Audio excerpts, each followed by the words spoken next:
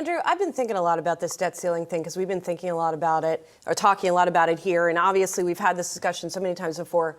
And the closer it gets, the more irritated I get. and I imagine like that's true of people in Washington. I imagine that's true of the public market participants. I imagine that's true of Americans. Like, it's just so dumb.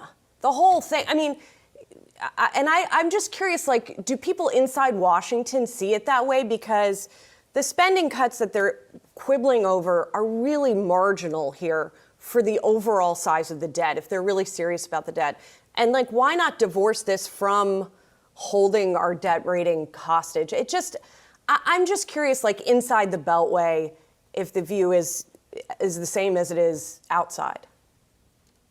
Well, it's certainly the same for those of us who have spent ungodly number of hours staking out Speaker McCarthy's office as these negotiators have come in and out and trying to get any morsel of information as we can. But I think, the root of this is that, Republicans control the House. They see the debt ceiling as a huge leverage point for them in a divided government. And frankly, it is. The debt ceiling is something that has to be raised no matter what. And if Republicans come to the table with a series of demands, it's up to the White House and congressional Democrats to sort of work with them and see if they can get a compromise, which is why they spent months saying, look, there should be no hostage taking, no brinksmanship surrounding the debt ceiling. We should just pass a clean debt ceiling bill and get this over with, and not, sort of scare the financial markets, scare the global markets, scare our creditors, things like that. But of course, politics rules all here in Washington, and Republicans see this as a very important leverage point for them. And it's frankly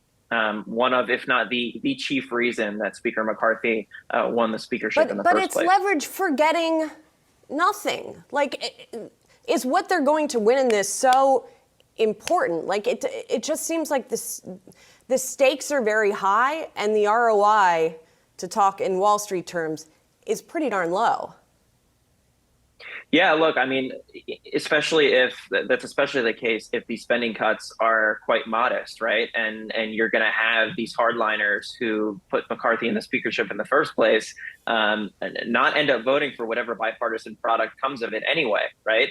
The thinking is you're not going to get the far left and you're not going to get the far right to vote for this.